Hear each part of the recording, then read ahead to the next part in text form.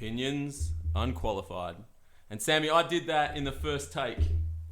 Second. It definitely was second. You did have a little test before, but it's all right. It will be interesting to see whether anyone can actually find out what that sound is.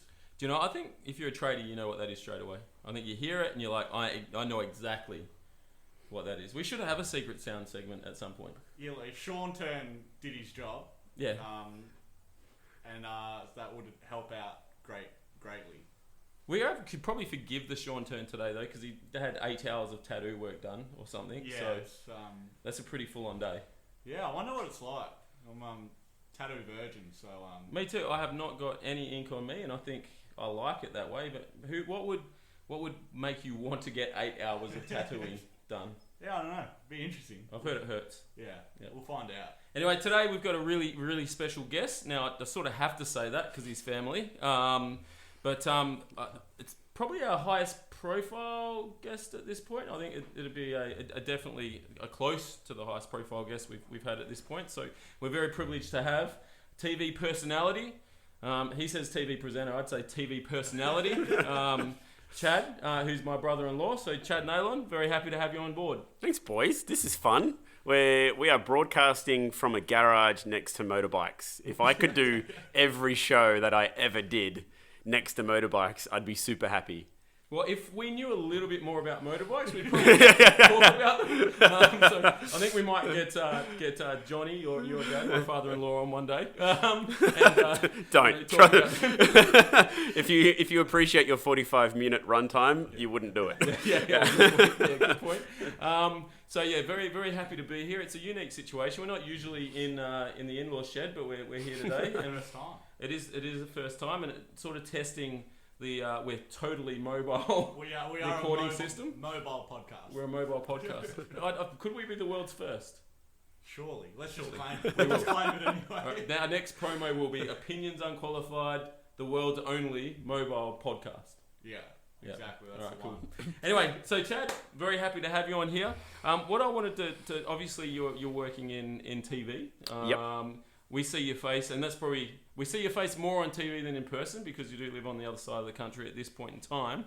But what interests me about you, probably more than anything else, is that you're a young man and you love motorsport. And a lot of the people that I associate with are more, Aussie rules or cricket or, the mainstream sports. How would a kid get into motorsport, and what drove you to be so passionate about it and, want to be involved in it? Well, it's two questions, isn't it? Firstly, my story grew up with family members who raced. You've met my auntie Kathy. She raced motorcycles back in the 80s and 90s, which is super cool. Yes. So we started just going down when I was a little kid to watch my auntie race, and then through that I wanted to go to the Speedway with my dad and, Friday night at Claremont. And I think my parents cottoned onto the fact pretty quickly that that's what they could use over me to make me do anything that they wanted me to do was, if you're good, we'll take you to the Speedway. If you're good, we'll take you to the drags. If you're good, we'll take you to, see Peter Brock race when he comes to Wanneroo, all that sort of stuff. And so the bug happened really early and it never left. With other kids getting into it, it's a two-part thing. It's one, you don't have to be a race car driver. Everyone goes, well, if you're into motorsport, you'd be a race car driver. But there's so many different elements to it, whether it's just being a fan, like myself, working in the media, which is what I was lucky enough to go and do. But also, there's actually university degrees here in Western Australia that can lead you into a career in motorsport. So engineering and motorsports engineering in particular, which is done at Edith Cowan University. So you can now study to have a career in motor racing, which is really cool. Did you know that, Sam? No, I didn't know that. And also, I can tell Chad is a seasoned veteran as a TV personality because the way he speaks is just... I'm just sitting here in amazement, just like, wow, Chad knows how to speak really well. I'm working on it. It's work in progress. Work in progress. So you obviously got into the TV side of things and you studied in Perth to get into that. Like a lot of things, I've heard stories about you going and commentating at speedways for free and drags for free to try and make your way in the industry. Is that how most people would do it, or some people are just lucky enough to fall into paid positions? Or the very lucky few are lucky enough to land a gig where you get paid straight up. I get heaps of messages from teenage kids on Instagram going, "Oh, how did you get into it? Did you study? Where did you get your first go at things to get to where you are?" And I always suggest, absolutely, if you can go into a broadcasting course, great, but you don't have to. But absolutely, step one should be find whatever your closest racetrack is, whether it's drag racing, speedway, circuit racing, rally, doesn't matter, and ask, can I have a go? Can I get on the microphone? Offer your services for free. Eventually, that'll turn into a little bit of money. I think my first gig I did at the Perth Motorplex, I got a $40 fuel voucher to Caltex. And I was just like, that's the best thing ever. I would have done this for free, you idiots. That $40 was enough to get me there and back. Yeah. Pretty much, yeah, exactly, all the way to Kwinana. Yeah. And then I met other people who were like, no, mate, you can invoice for this and you can charge like money for this. And it was just mind-blowing to me that people could get paid for it and you can turn that into a career and actually, take that step. But the best way to always do it is get your miles somewhere where you can do it for free. Yeah, and I found that with the WNBL commentating, it's all volunteer, but it's really enjoyable, and you've obviously got it, but you get a real buzz, about being involved, and you feel like you're a part of the game. So yeah, I can see how people get hooked. Oh, and it's privileged access. Like you become close with the guys that used to idolize as a kid watching them, that now they know your name, which still blows me out. Like a guy like Dick Johnson, who was just like my hero growing up. It blows me away that him and his wife and his kids know who I am. Like that, it's fascinating to me. And it all came through working in the media and having that opportunity to go and chase a gig like that. So it's the same with you. If you get behind the scenes, you get into the locker room, you have the ability to just see behind the veil that no one else gets to see, which is really cool. Yeah, it's unbelievable. And just to see people at that level, they're at the highest level in their sports, and just the time and energy and commitment and passion towards their, their job, because they've been lucky enough to cause it. And I want to talk about, that passion in something else we're going to talk about a little bit later, but I think it's pretty exciting. The other thing I wanted to talk to you about, you mentioned Speedway before. So when I was a kid, I grew up in a country town, as most of our listeners know, and we have a Speedway track in our town in Collie, and we'd go there on a Saturday, and we'd hear the Speedway from our house, so we'd be sitting at the back. That would and we'd kill hear me. The cars going that would be torture to me. Yeah, and then when we had an opportunity to go, we'd go, and it was a really, really big event in the town. So people would go. A lot of people would go. You'd have kids from school. Oh, you're going to Speedway this week, and you'd end up going. But I feel like probably over the last 10 years, I haven't heard a lot about Speedway, in general. Is that a dying sport, or is it just something that's sort of done behind the curtain? I think it's definitely not dying. The participation numbers are through the roof. Yes, crowd numbers in some spots around the country might be a little bit down, but you'd be amazed if you went down to Kwinana, where the Motorplex is, to a reasonably big night down there on a Saturday. It used to be Friday night or Speedway night. Now it's Saturday nights. You'd be blown away with the amount of people that are buying tickets to go there, and then the sheer amount of investment down in the pits from guys who have millions of dollars worth of equipment that they're pouring into it. So it's a huge, huge industry. Speedway alone. And the cool part about it is, like you're from Collie, every little country town seems to have one, so that's what's been really, really cool about it. But yes, it doesn't seem to have that massive pizzazz about it that it used to. It might be as simple as being there's just so much entertainment available to people anytime you want it. I think in the 90s it was like, well, Speedway's on tonight and nothing else is open, so let's go, and you pull a crowd for it. Where in Sydney you could have Jimmy Barnes playing an RSL on Friday night, and that ruins your crowd numbers. It's as simple as that. There's just so much competition for a paying spectator to come in through the gate these days. But the product has got better from what it was. So the product's gone up, maybe crowd numbers slightly gone down, but the investment that's in the sport is still huge. And it's an awesome night out if you ever go to it. Yeah, it's so much fun. And just the way, just the fearlessness of those drivers. And, you see what they're driving in, they look like carts that they've built in their backyard. And they're running around this track at, ridiculous speeds. And you're just like, man, that's insane. I actually think there's a little bit to do with the advertising of it, because we always saw the advertising in the country. We had two channels. It was GWN or Win, and it was on the ad was on both channels, so you always saw the ads for the Speedway. Couldn't miss it. So you couldn't miss it at all. And I think people have gone to pay TV and they're bigger companies now. You don't actually see those local community ads that you used to see, all the time. Yeah, well, they've got to spread their dollar a bit further now across free-to-air television, pay-per-view TV, newspaper advertising, radio advertising, digital advertising on, you name it, Facebook, Instagram, Twitter, whatever it is. And that's really difficult now to try and target where is that one market going to be for them that they can find paying spectators. But it's not just them, it's everyone's trying to squeeze in that message that they're on this Saturday and tickets are $20. Yep. And it's very, very difficult to get that message out. Yeah. We got quite a large audience base now, so surely if anyone wants to give it a plug. We got plenty of room, 45 minutes worth if you need. Yeah. What I wanted to talk about, so Chad, you're a big superstar. Sort of like, I think in our family, after me, you'd probably be the most famous. No, my cousin's got more Instagram followers than I do. She's a publicist for the West Australian, and she has 5 times the following that I've got. Oh, really? Yeah. I didn't even know that. I'm not big on socials. Yeah. Probably should I'm not even the most famous person in my family. So I'm just saying that famous people, you always think famous people or people that have a higher profile get special treatment. Now, we found out in the last 12 months that that's not the case. No. So I don't know a single person on this earth that's quarantined more than you in the last 12 months, which is completely sucked, and it's really... well, put it this way, we've had my wife Jacinta, who's been on, and we've spoken about before. We've had her in tears a couple of times because she hasn't been able to see you for the last 12 months. But that's not the story. It's more about the quarantine itself. So you've quarantined 3 times in 3 different states? Yes, I did. Hotel in New South Wales. I stayed at my house in Melbourne for 2 weeks because I got back from New South Wales. And then I came to the great state of WA, and they locked me up 3 hours after I landed. Right, so if we were to make a quarantine checklist for a survival checklist. Now, we've just thrown this at you. We haven't pre-. Oh no, I can go on this. Yeah, I'm ready.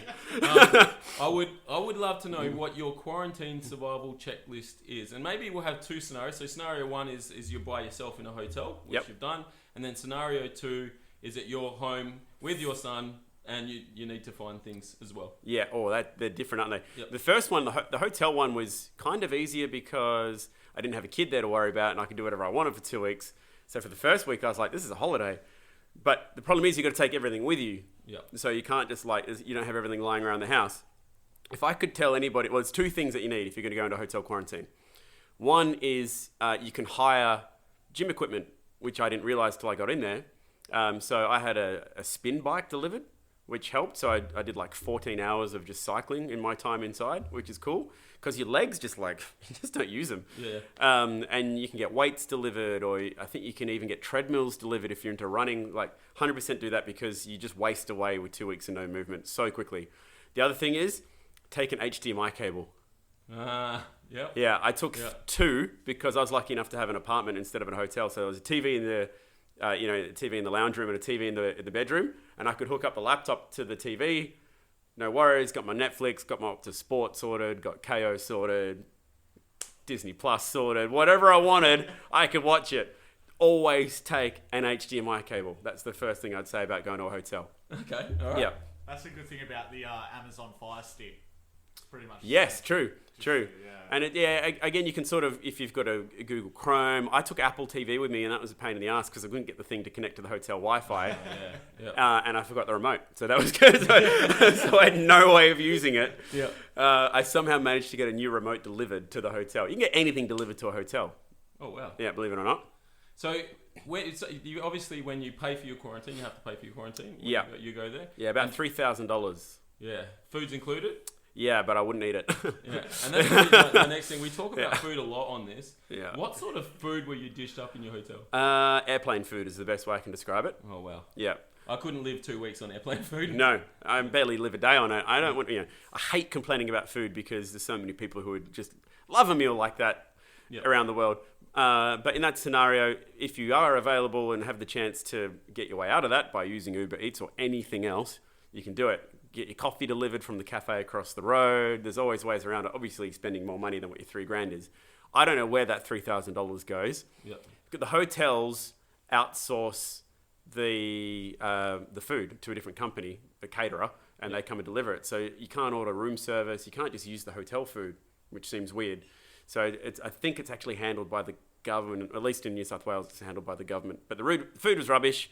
But you can get, if you were lucky enough to get a little kitchen like I did, you can cook your own food. So you get a Coles delivery. No worries, got a fridge. So I was lucky because I had such a good room. But if you were just in like a little bedroom with no, area, I had a balcony, I had a fridge, I had a stovetop. Like I had 99% better than anyone else had, I think, for their hotel stay. So I was super lucky. Yeah.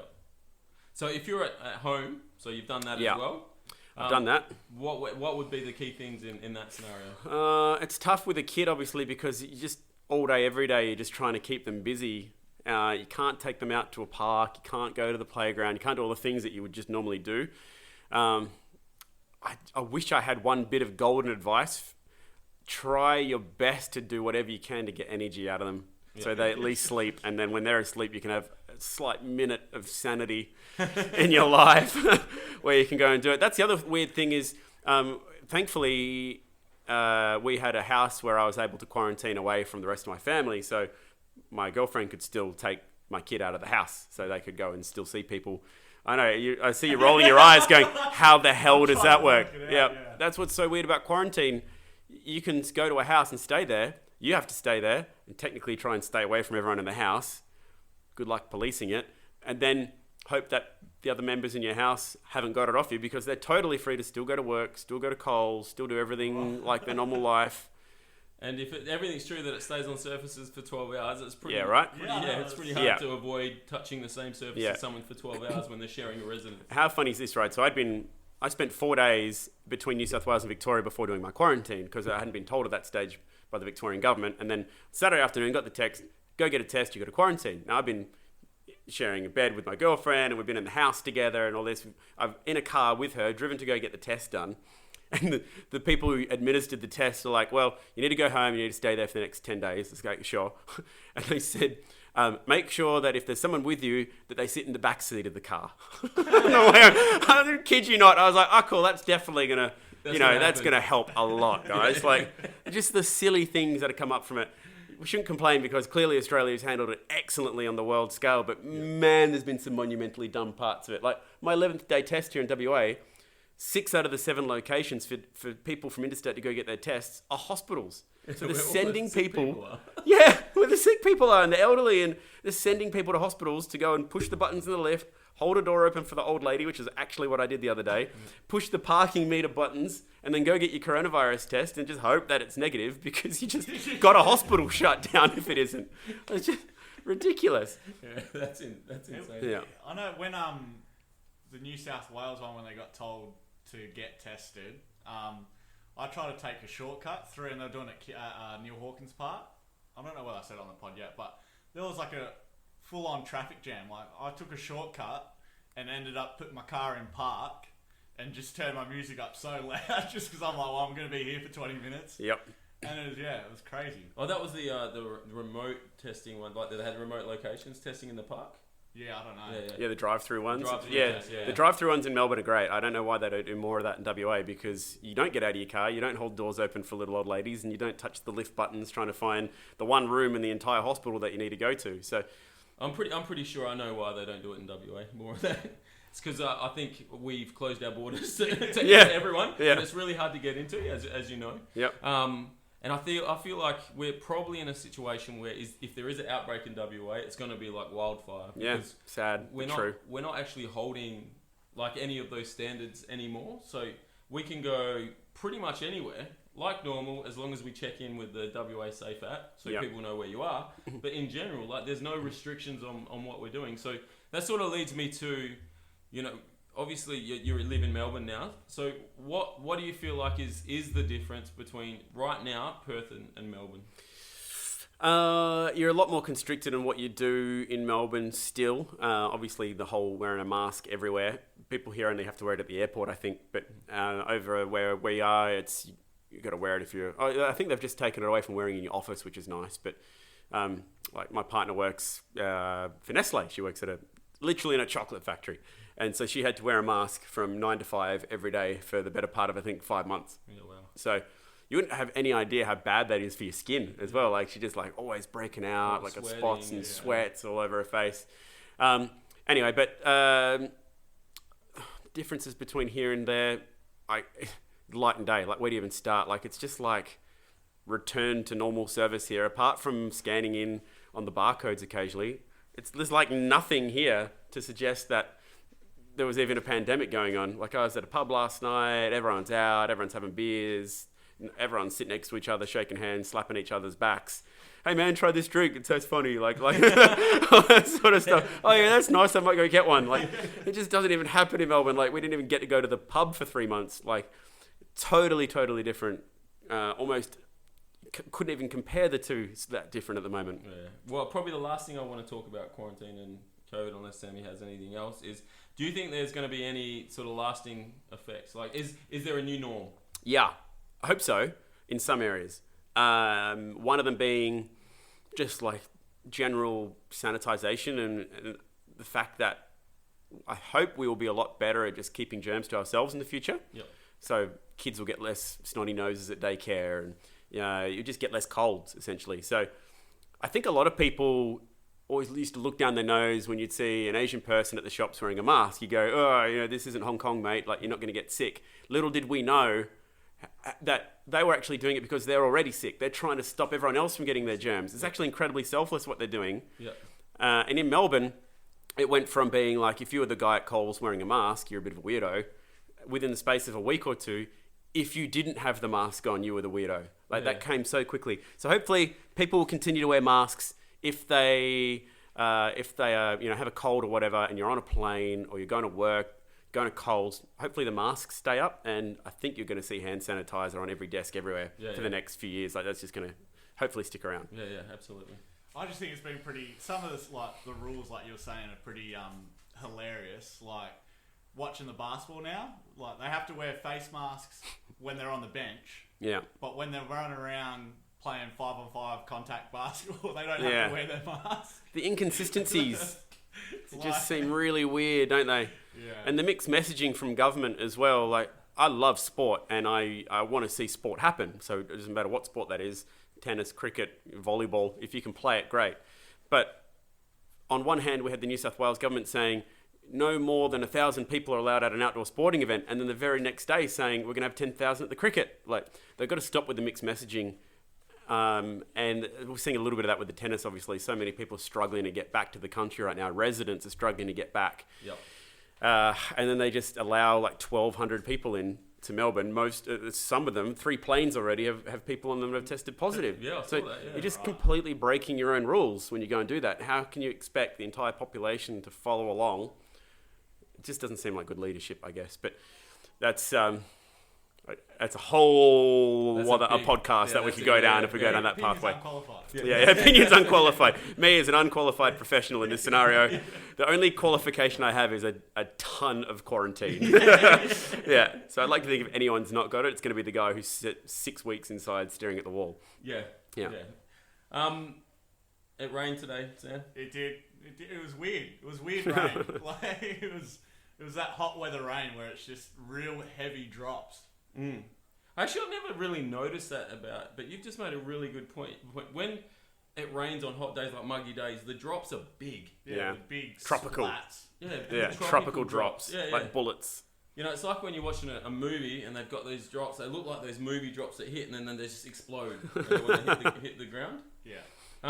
So a couple of things. So I was in the pool when it was raining today. Yeah. So the first thing I want to talk about, how good is swimming in the rain? Swimming in the rain, it's definitely up there with one of the better experiences of swimming. Yep.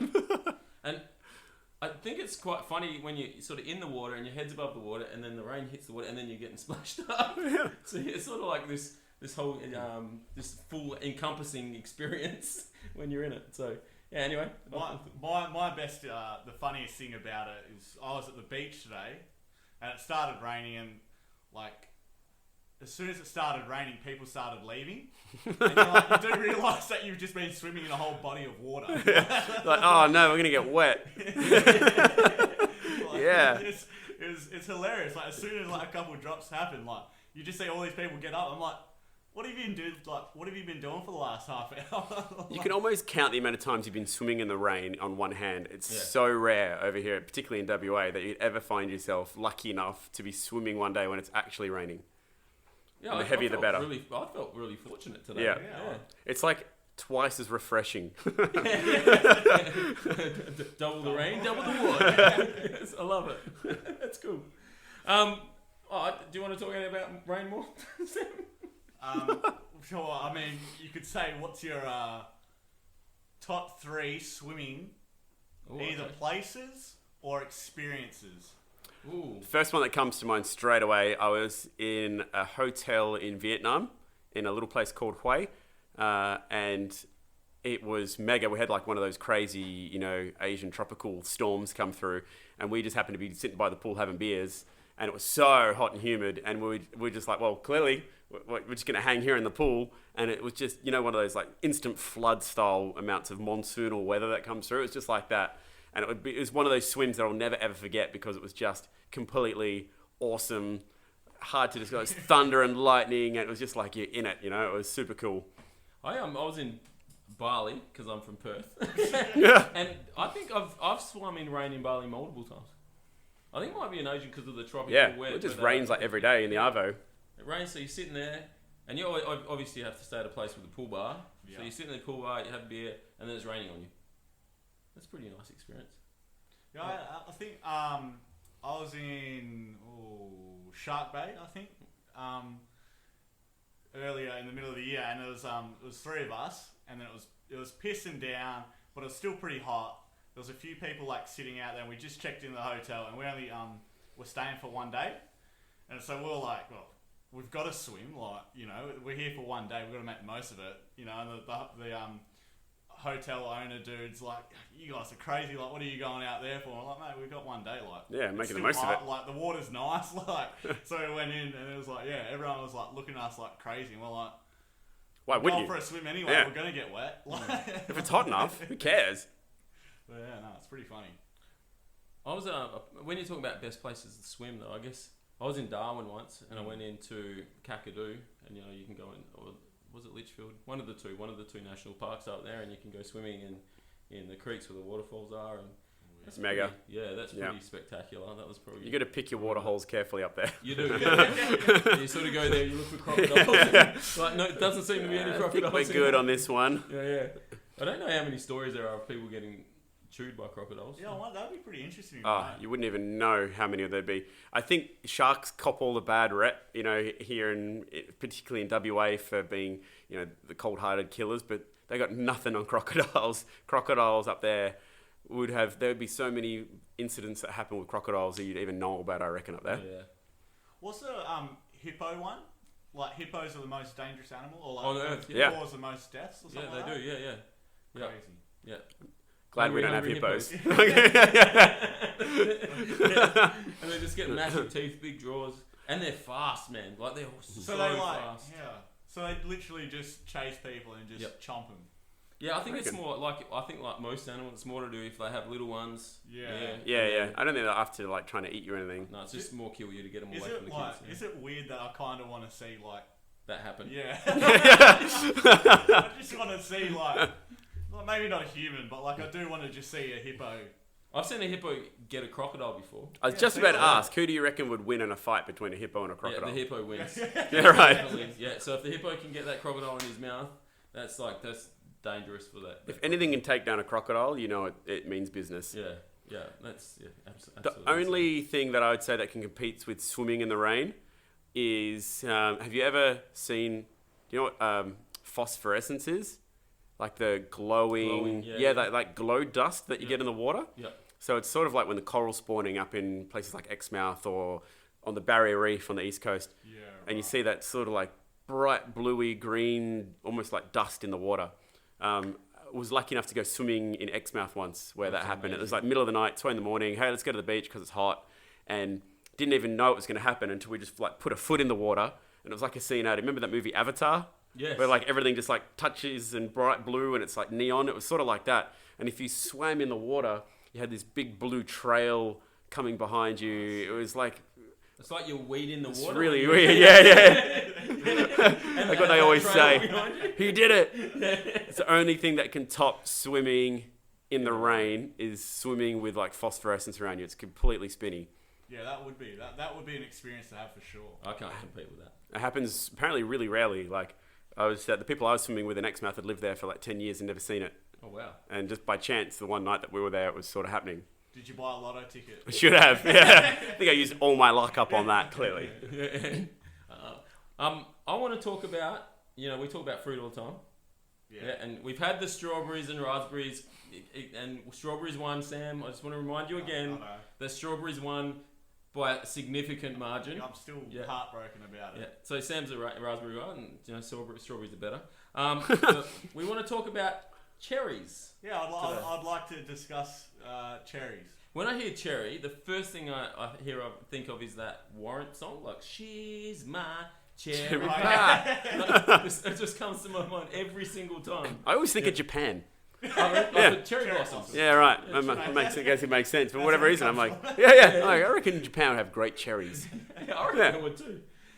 Probably the thing with cherries that I always think, outside of the Warrant song, which I still think's a banger, that's an absolute banger, is that you can get fresh cherries, and then you can get the glazed cherries, and they're so different. Yeah, well, when I brought forward the cherry talk, I did not even think about the glazed ones. Oh, really? So you're thinking fresh cherries all the way? Flat out fresh. Yeah. Do you know the thing about a cherry, and we had this conversation with strawberries, is that they're nice and fleshy.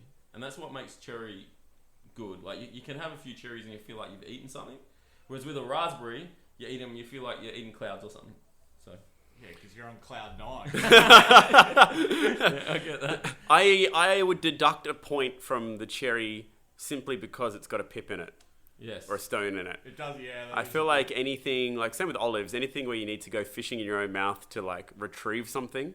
And you can't just give it to a kid, be like, 3-year-old kid, here, eat this. Because there's something in there that you'll probably choke on. You got to like fish the thing out of there. Yeah. Give him the cherry with it like broken in half or something. Delicious, yes. Slightly pain in the ass also.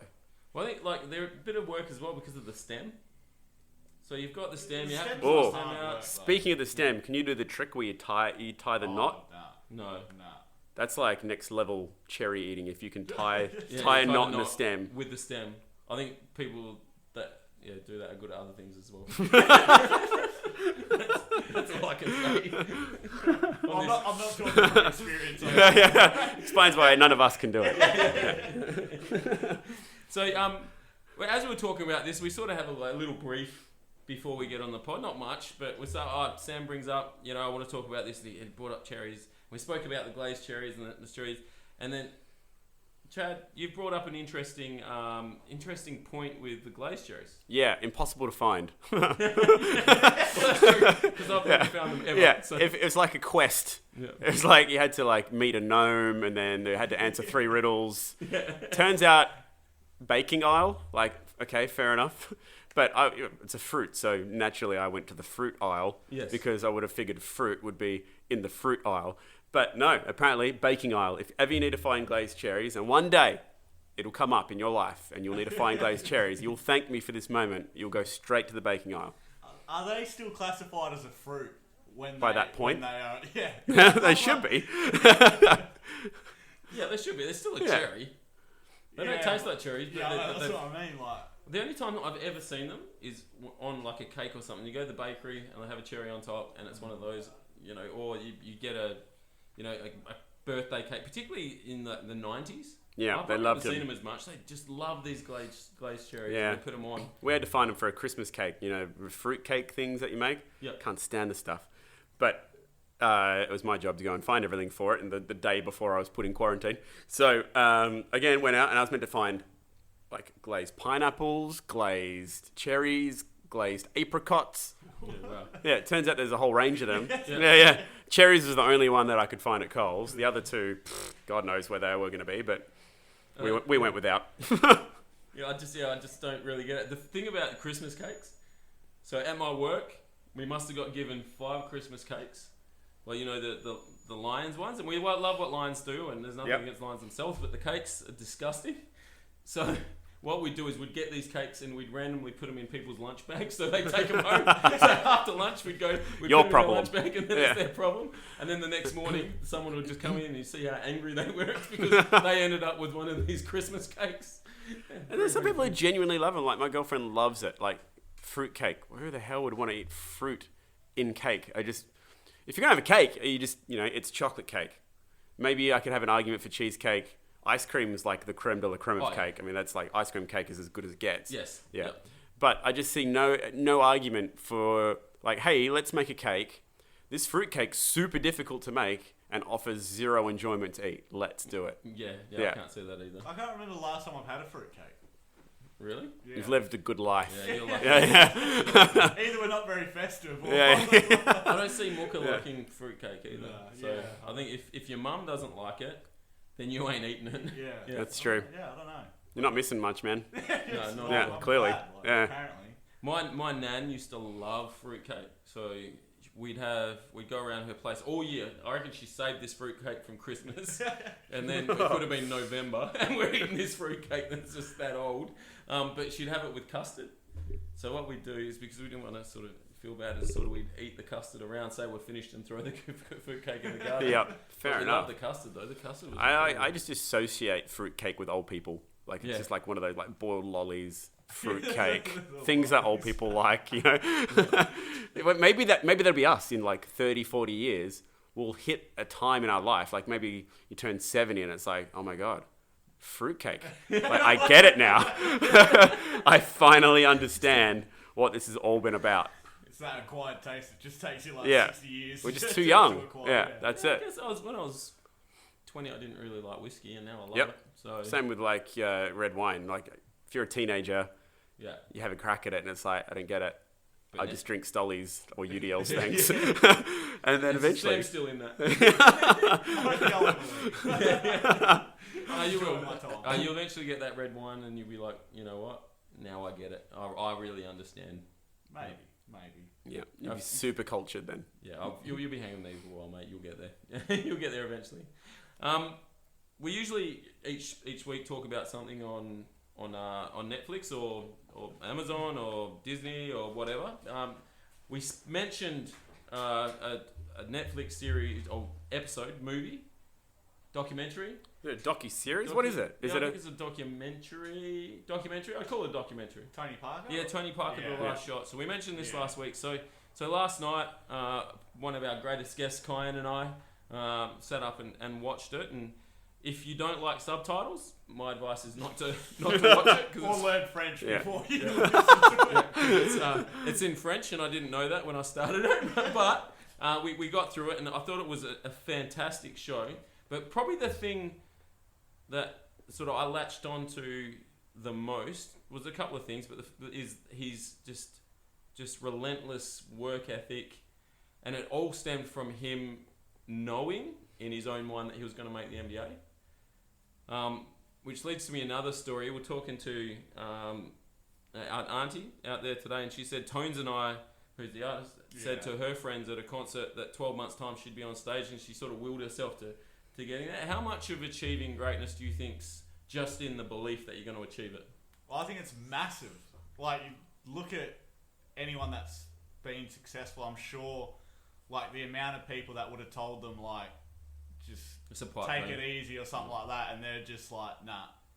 Because, like, all those days that you don't want to wake up and do something, they're waking up and just being like, I'm smashing this today. Like, they just know it's part of their journey, and they're just, I like tunnel vision. Yeah, self-belief's a funny thing. I've always been lucky enough to sort of believe in myself and where I wanted to get to, and I've always had a very single-minded goal since I was in high school, so I've always chased that dream that I want to get. And it's funny when you meet people who don't have it, and it was sort of confronting to meet someone who was like, oh, I don't think I can do this, and I don't think I'm cut out for this, and I don't think I'm ready to take on that next step or whatever it might be. I always found that quite interesting, and you try and talk them around to your way of looking at it, and try to get them to buy into the self-belief that you have for yourself, and it's actually quite a difficult thing to instill in someone. Yeah. Is that level of self-belief.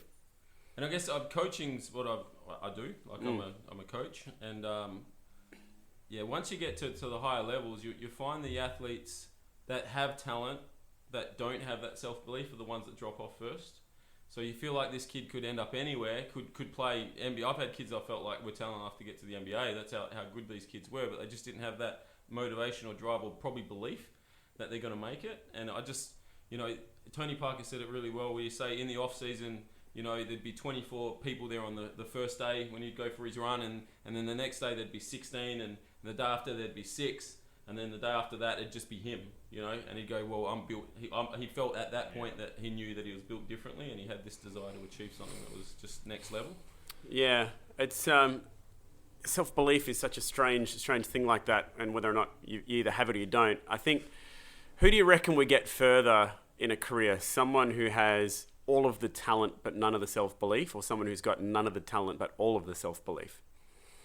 I think it comes down to what the career is to start with as well, like how long the journey is to, and how long you can achieve at that level. So I think a lot of like high-level sports, you've still got to have some of the talent, but I think the person with less talent, more belief, will achieve more than the person with more talent, less belief.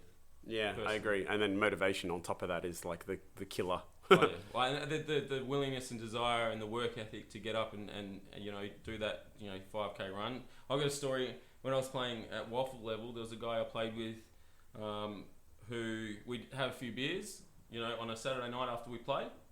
And when I say a few beers, we were in our early 20s. Yep. So general rule is a beer is 2, a couple of beers is 5, a few beers is infinity. Yeah. And he'd still get up at 6 a.m. and go for like a 6K run.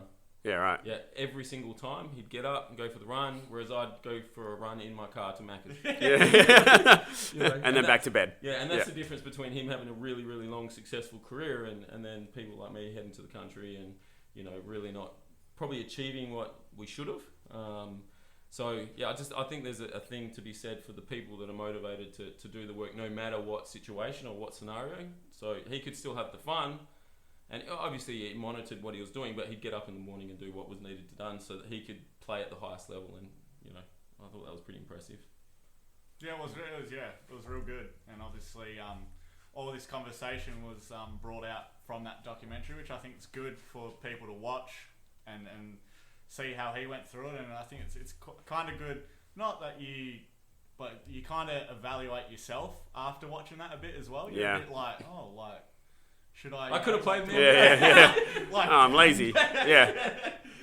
Yeah, that's why I'm so keen to go and watch the new Tiger Woods doco. That's an HBO documentary as well, and that's going to be on Foxtel, and I think it's on demand on there as well. Get a little Fox Sports plug-in. But his ability to just grind, yes, he had the natural talent, but what a lot of people don't know about Tiger is the injuries that he had along the way, which meant that he had to change his swing. And if you're a golfer, your swing is everything. Yeah. Like, it's like one day, you shoot the ball right hand, the next day you're going to learn how to shoot it left-handed for the rest of your career. And then teach yourself how to do it differently again. Like, he's had to change his swing 3 or 4 times to combat the injuries and the different parts of his game that he wanted to fix. And that workload that goes into that, just at the range, every day. He'd be there hours before his coach would even get there. And it's amazing that people like Tiger Woods even have a coach, because you just think, well, what could you possibly teach Tiger Woods about golf? But he's always been very picky with his coaches and caddies for that reason, because they need to be able to run at his level. And that's a pretty steep level. Oh, yeah. Yeah. When you think about how long he owned that sport, like, that's just unheard of. It's sort of like Federer and tennis, like that guy, how long he's been around and just how long he's been at the top of his game. It's just unbelievable. You look at those people and go, man, freaks. Yeah. But yes, they've got talent to be able to do it, but what amazes me more than anything at an athlete that survives for 20 years is just the motivation that they must have to stay on top. I see it in motorsport. You'd be amazed how much work goes behind the scenes in motor racing, particularly when it comes to not just training your body. Obviously, they've got to be fit guys, but looking at the data, so seeing I could have braked 5 meters later into that corner and my teammate was turning the wheel, X percentage through there, and he's at full throttle 2 meters before I'm getting there. And it's just a simple matter of, if you're willing to sit there longer than anyone else and look at squiggly lines all night, then you will actually go faster than on the racetrack the next day. And so the guys like Jamie Whincup in supercars, who have won it 7 times, the championship, and have been there 15 years as one or two of the best guys in the sport, just have an unbelievable amount of motivation to go at that level every day, which is something that I wish I had in me, would be like that level of motivation to just stay at the top. I think it's why you see so many guys win a championship or they get the medal, they do what they wanted to do, they finally have that win in Formula One, and then they drop off because they've achieved what they wanted to achieve and they don't have the motivation to keep going at that level for what comes next. Yep. Yeah, no, they're built differently, and I think that's the thing with Tony I'm built differently. Yeah, you know? he was as well. Yeah. So still spewing that he claims France and not Belgium, but you know. Yeah, he was born in Belgium. Yeah, We'll save that. Yeah, you mentioned Belgium again. Well done. Yeah, I think, thank you. yeah, episode 39, and Do you want to get 39? do you want to get viscosity in there No, as you- well while you can? We got some time left. That's mate. You've actually said it for me. Yeah, I know. So we've got to that stage, Sammy. So I just want to say a big thank you to Chad for coming on the pod. 45 minutes goes quick, doesn't it? It does. Yeah. And I didn't think you'd expect to be playing, talking about cherries. Yeah, amongst other things. Yeah. And yeah, get on our socials. All right, Opinions Unqualified. Follow if you don't follow Chad. Follow Chad. He wants to catch the cousin. So we'll see. Yeah. I need 3 times the followers I've got to be able to catch her at the moment. So that's hit only me up on about Instagram. 15,000 or Yeah. something. And so- we only need about 55 times our number to get there as well. So anyone would also be great. If we started with a weird noise, can we finish with a weird noise? Absolutely, we definitely will. I'll say. This is definitely a test of the mic. Since we're sitting in a garage surrounded by Listen, motorbikes, All right, cheer. Let's do it. this is what a Kawasaki sounds like in a garage.